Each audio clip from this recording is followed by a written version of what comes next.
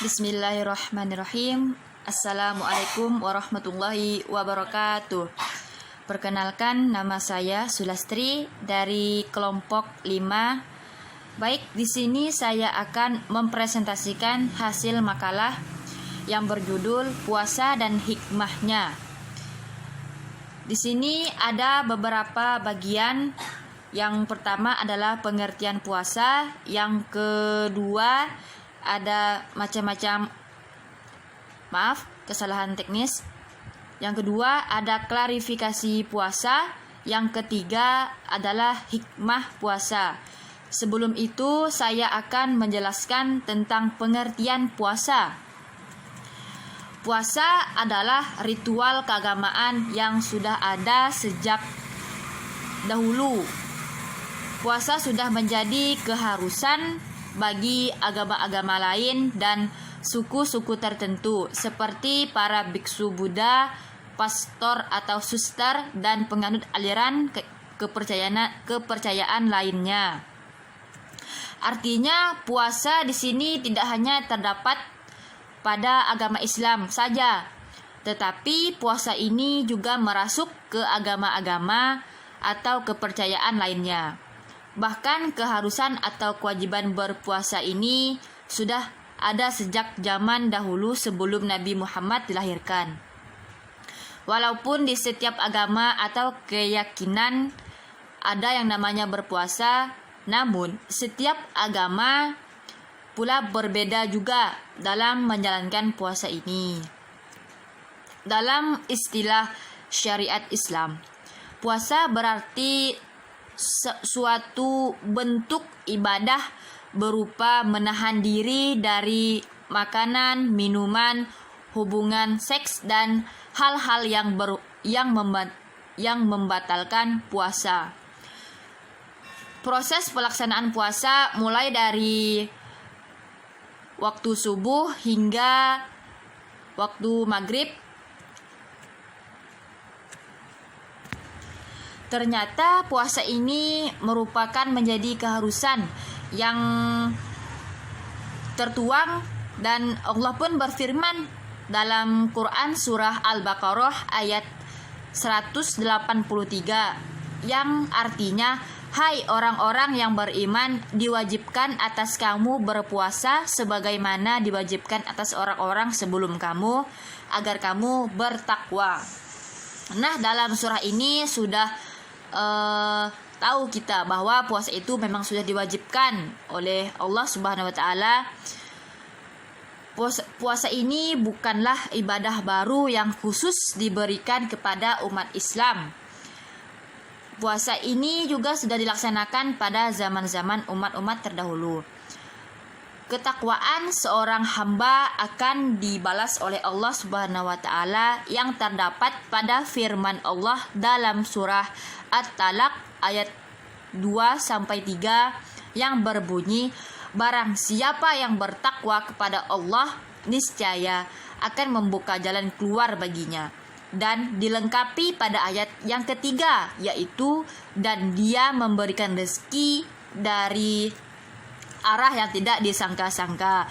Nah, kita pun sudah tahu bahwa berpuasa ini sangat banyak manfaatnya.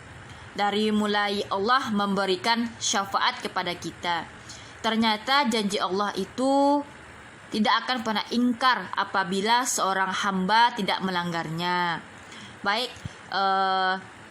saya akan melanjutkan materi yang kedua, yaitu klarifikasi tentang puasa. Ternyata puasa ini tidak hanya wajib. Ternyata puasa dibagi menjadi dua, yaitu sunnah dan wajib. Di sini saya akan membahas tentang puasa wajib. Puasa wajib ini diklarifikasikan sebagai berikut. Fardhu ain, yaitu puasa yang diwajibkan oleh Allah Subhanahu wa taala pada waktu yang tertentu, yaitu seperti bulan sekarang ini yang kita lalui adalah puasa Ramadan. Yang kedua, fardu karena sebab tertentu seperti memenuhi janji atau sumpahannya kepada Allah.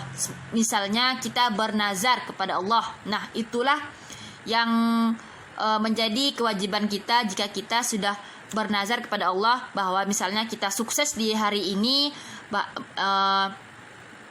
besok saya akan berpuasa. Nah, apabila pada hari itu dia sudah Allah sudah menepati janjinya, maka besok dia harus berpuasa karena itu merupakan sebuah janji antara seorang hamba dengan Allah. Maka itu disebut dengan puasa nazar. Yang kedua yaitu ada puasa sunnah. Puasa sunnah ini merupakan puasa yang sering dilakukan oleh Nabi Muhammad SAW.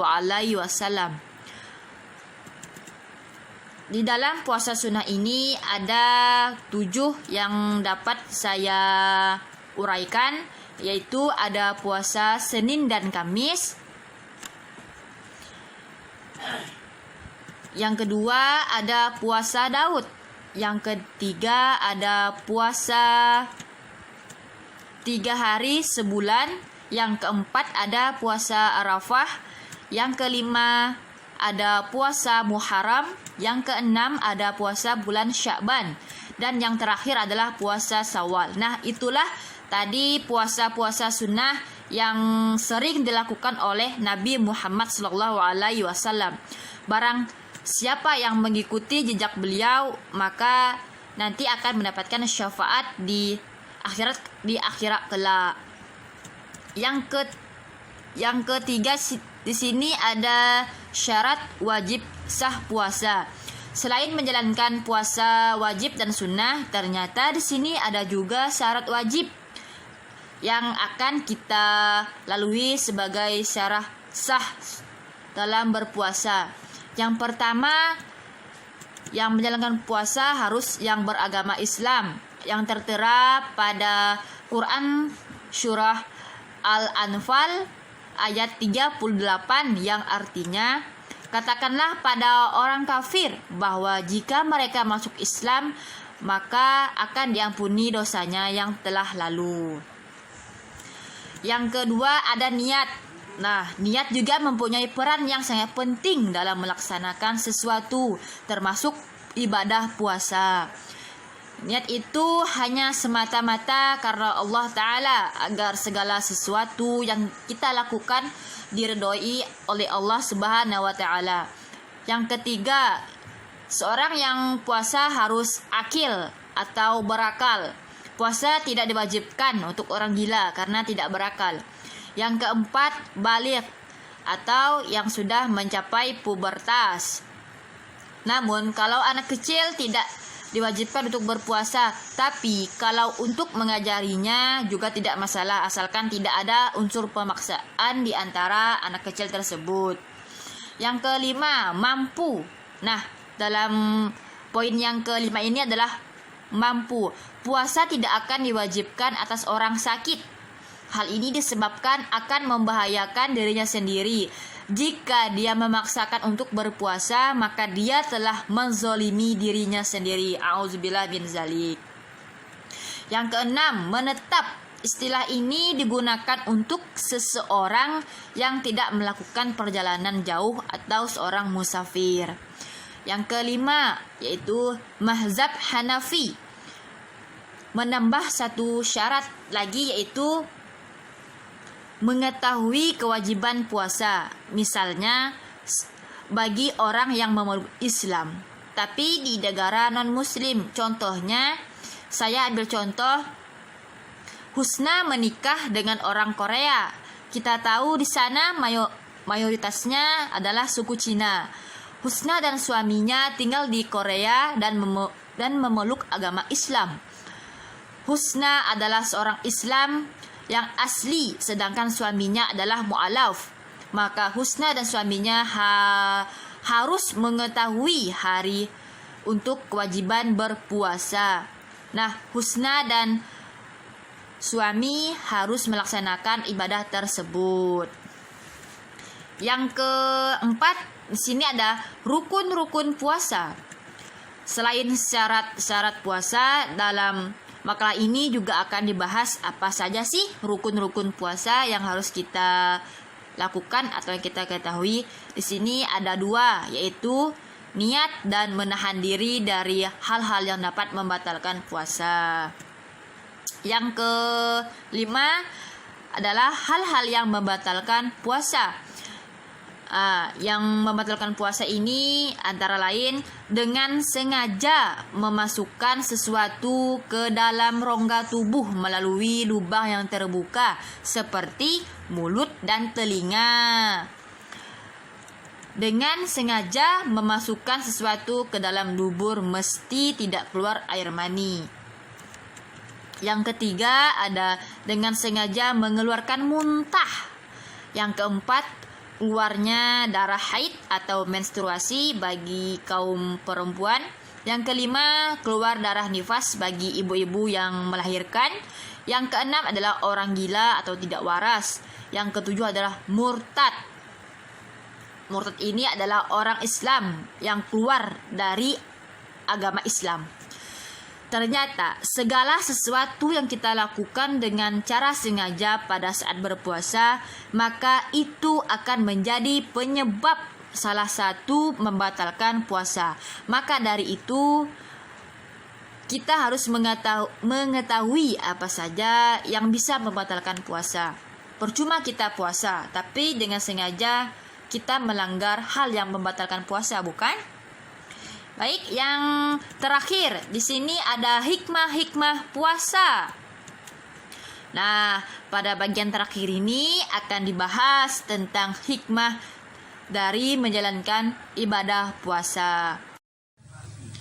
Berikut di bawah ini adalah hikmah-hikmah yang dapat kita petik dalam menjalankan ibadah puasa.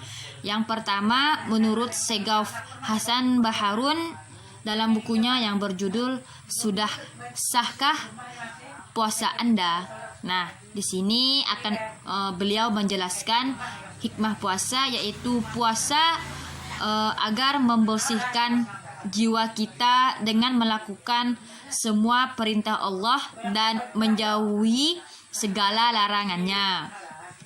Seseorang yang melakukan puasa maka akan terhindar dari sifat buruk. Hal ini dikarenakan hakikat puasa ini adalah menahan.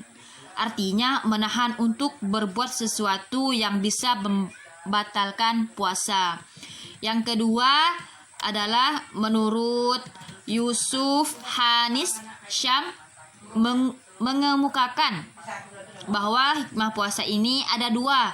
Yang pertama adalah puasa sebagai saran untuk mencapai tingkatan agar bertakwa kepada Allah Subhanahu wa taala yang telah dijelaskan pada surah Al-Baqarah ayat 183. Yang kedua ada puasa sebagai sarana pendidikan dan latihan. Artinya puasa di sini merupakan sarana mendidik dan melatih untuk dapat menerima, menghayati, dan mengamalkan nilai-nilai moral yang sesuai dengan kehendak Allah Subhanahu wa taala. Setiap melakukan ibadah puasa, maka kita akan melatih diri agar menjadi disiplin dan bersabar dalam segala sesuatu. Janji Allah itu pasti, maka dari itu kita lakukanlah kebaikan untuk masa depan dunia maupun akhirat kelak. Hal ini dikarenakan segala sesuatu yang kita lakukan di dunia akan dipertanggungjawabkan di akhirat kelak. Setelah materi tadi yang dapat saya jelaskan atau yang saya sampaikan, pada bagian akhir di sini saya akan menarik kesimpulan dari materi awal sampai materi akhir. Nah, di sini ada puasa merupakan sesuatu yang sangat dianjurkan oleh Allah Subhanahu wa taala dan menjadi ciri khas Nabi Muhammad dalam menjalankannya. Puasa juga tidak dilakukan hanya satu aliran atau satu keyakinan. Dalam agama Islam, kewajiban untuk berpuasa telah terdapat pada firman Allah dalam surah Al-Baqarah ayat 138 dan diterangkan lagi pada surah At-Talaq ayat 2, terdapat pada ayat bagian akhir tentang bertakwa sampai ayat ketiga yang terdapat pada di awal kalimat tentang manfaat bertakwa dan apa saja manfaatnya seorang hamba yang bertakwa kepada Allah. Makna yang terkandung dalam ayat ini merupakan janji Allah kepada orang yang melakukan puasa. Puasa ini terbagi menjadi dua macam, yaitu puasa wajib dan puasa sunnah.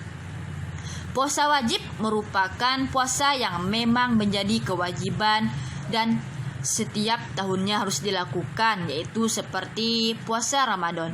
Sedangkan puasa sunnah ini dianjurkan dalam Islam, tetapi apabila dikerjakan mendapatkan pahala, dan jika tidak dikerjakan juga tidak berdosa. Namun, apabila tidak dikerjakan akan mendapatkan kerugian karena tidak akan mendapatkan pahala. Maka dari itu kita harus saling mengerjakan sunnah maupun wajib. Dalam pengerjaan puasa juga terdapat syarat-syarat wajib sah dalam melaksanakan puasa, yaitu harus beragama Islam, tidak gila, sudah pubertas, dan lain-lain. Hikmah yang dapat dipetik dalam berpuasa yaitu sangat banyak. Salah satu diantaranya adalah mendapatkan pahala, masuk surga dengan jalur khusus yaitu pintu Ar-Rayyan, diampuni dosa-dosanya, serta mendapatkan syafaat dan lain-lain. Ketika masih diberi kesempatan untuk melaksanakan amalan-amalan yang tidak terhitung pahalanya, maka lakukanlah selagi nafas masih berhembus, langit belum runtuh, bumi masih berputar pada porosnya, serta belum tertiupnya trompet sangkalala oleh malaikat Israfil, dan belum datangnya malaikat pencabut nyawa yaitu malaikat Israel. Berubah dan perbaikilah sebelum terlambat, lebih baik terlambat daripada tidak sama sekali. Baik, hanya itu yang dapat saya jelaskan di makalah yang saya buat. Saya Sulastri undur pamit. Assalamualaikum warahmatullahi wabarakatuh.